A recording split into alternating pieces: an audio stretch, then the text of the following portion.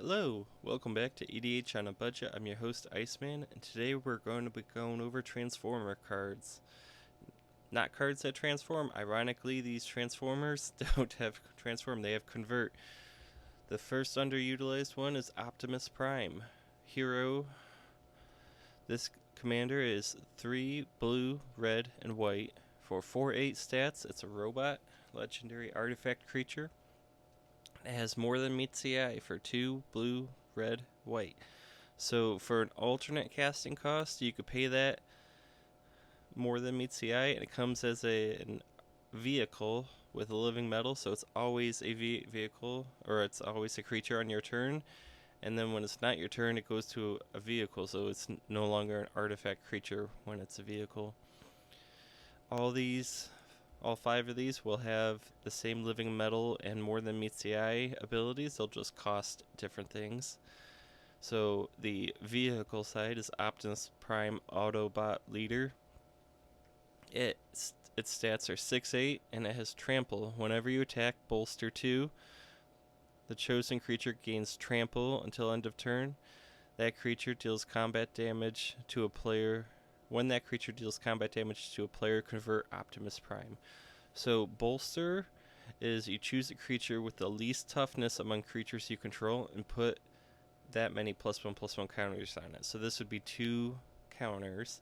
And with the Trample, it's very likely that you'll deal combat damage. So flipping or converting it will be very easy. The Optimus Prime Hero side says at the beginning of each end step, bolster 1. When Optimus Prime dies, return it to the battlefield converted under its owner's control. So this is very strong. I mean, you're going to give 2 separate instances of +1/+1 counters, more than likely in the same turn. Because Optimus Prime does not have to attack, it's whenever you attack. You can pay the 5 mana, have it come in as the vehicle side, where it's a creature on your turn, attack with something else, bolster its power, giving it trample and 2 +1/+1 counters, convert it, give something else that has the weakest toughness, another +1/+1 counter, and 4/8 stats on one side, 6/8 stats on the other. That's pretty strong as a commander. I would even consider throwing in some sack outlets in a deck like this.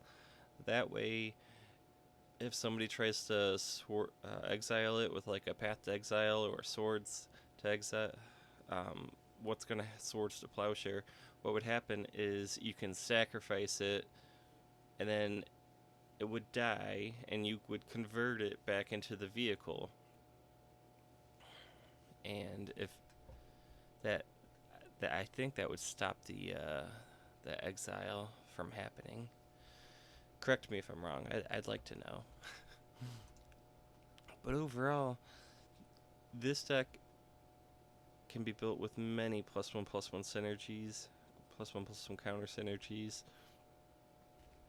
Your board is going to get really strong, putting out 3 counters a turn, plus all of the white has tons of abilities to give creatures with +1/+1 counters like lifelink, flying, first strike, so on and so forth. Next up, Optimus Prime is about $2, and it's only played in 0.07% of decks, so it's definitely underplayed. Next up, we have Megatron Tyrant. It has more. This cost is 3 red, white, and black for 7/5 stats, and has more than meets the eye for just 1 red, white, and black. So that's a big difference. You're saving 2 mana to do more than meets the eye. Where it would come onto the battlefield is Megatron Destructive Force. Obviously, living metal. Its attack and power is only 4/5. This legendary artifact has whenever Megatron attacks, you may sacrifice another artifact. When you do, Megatron deals damage to equal to the sacrificed creature's mana value to target creature. If excess damage would be dealt to that creature this way, instead, that damage is dealt to that creature's controller and convert it. So you would have to have some sort of haste enablers in the deck to get this creature to attack the turn it comes in, which is probably ideal considering the haste enabler could easily be an artifact equipment, and then that gives you the fodder to sack it and deal damage and possibly excess damage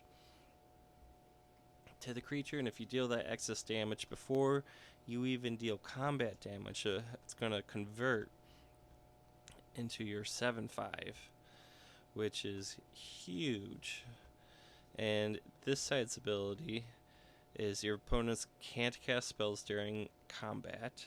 So that's any combat. Your combat, their combat. At the beginning of your post-combat main phase, you may convert Megatron. If you do, add colorless for each 1 life. Colorless mana for each 1 life your opponents have lost this turn. So if you get through with your 7/5 and you have dealt at least 1 damage by sacrificing the artifact to the player, that's 8 colorless mana. That is huge. That is a lot of mana. I don't think, once you attack, I don't think you're going to have troubles sacrificing an artifact to deal excess damage to a creature, to deal the damage to an opponent. There's many ways to cheat that. So many ways. Yes, it has to be an artifact, but it could be an artifact creature. There's a lot of, I believe it was in Necron Dynasty, there's a lot of artifact creatures, and some of them have unearth and ways to come from the graveyard back to the battlefield.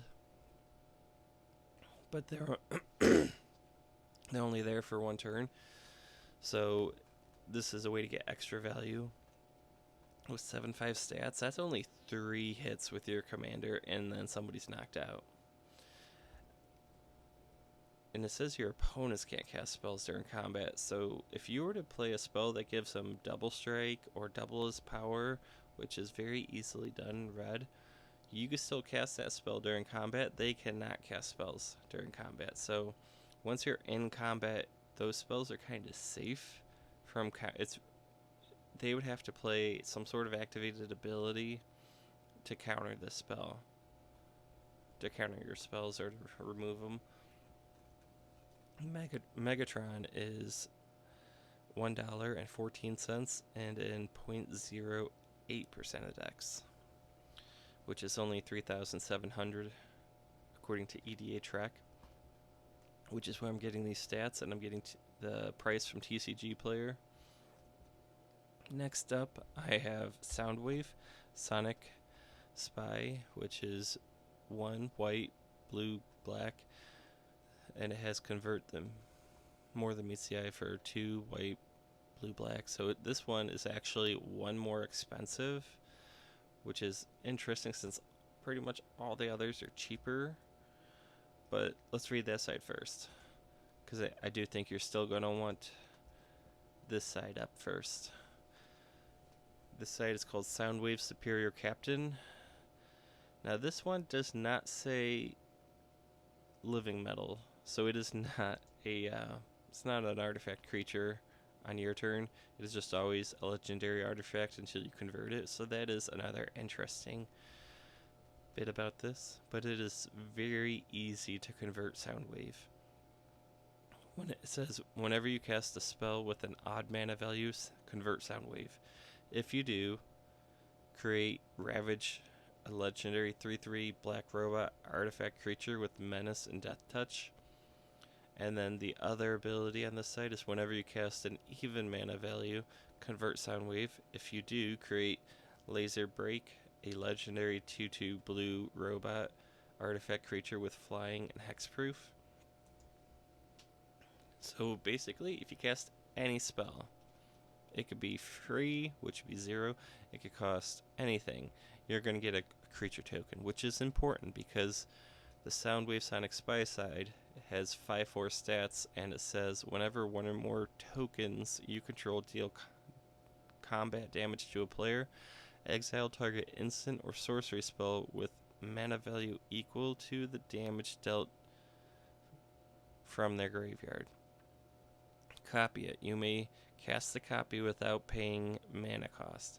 If you do, convert Soundwave. So you're going to want, obviously, creature tokens, because you want them to get through and deal combat damage. It's only combat damage to a player, and then exile the target instant or sorcery with mana value equal to. So the restrictions are, it has to be equal to the damage dealt from that creature token, which will be a little tricky, but considering that you can make something with 2 power or 3 power, that does make it simpler. I would also consider cards that create a 1/1 creature. That is going to be the majority of instant and sorceries that people play, 1, 2, and 3. And because the graveyard is free knowledge, you can see, oh, they have a removal spell that I want to use, Path to Exile, so I'm going to hit them with my 1/1 and then get to cast that. So what you're going to want to do is, they do come with some evasion. You probably just want to give a little bit more evasion, because Menace, Death Touch, it's not unblockable. They can still get through, or they can still block you and kill it. Yes, your 3/3 Death Touch Menace will possibly deal damage to both of them, killing both.